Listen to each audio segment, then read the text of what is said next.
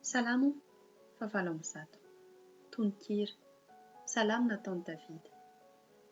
Andriamanitro, tafatoetra ny foko. Mifanaiky no hihira isan-kalaza. Mifoazy ary valia sy lokanga. Hifoha maraina koa aho. Hideranao eny amin'ny firenena maro aho, Andriamanitro, ary hankalazanao eny amin'ny tsintilisa.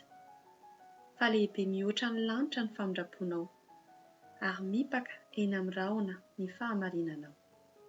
Isandrata any ambonin'ny lanitra ianao, Andriamanitro, ary aoka ho ety ambonin'ny tany rehetra ny voninahitrao. Mba afaka ny malalanao, dia vonjeo amin'ny tananao ankavanana aho, ka valeo. Andriamanitra ny teny tamin'ny fahamasinany hoe, hifaly aho, ka hizara ny Sekema, ary ny lohasan'ny Sokota ho refesiko.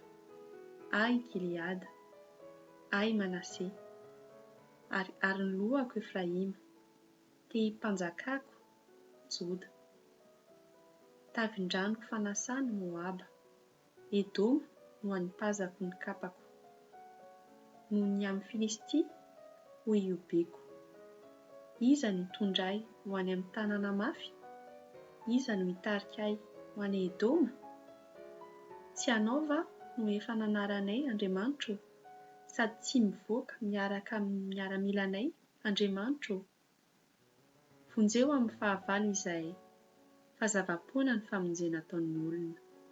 Andriamanitra no haharezantsika, fa izy no hanitsakitsaka ny fahavalontsika.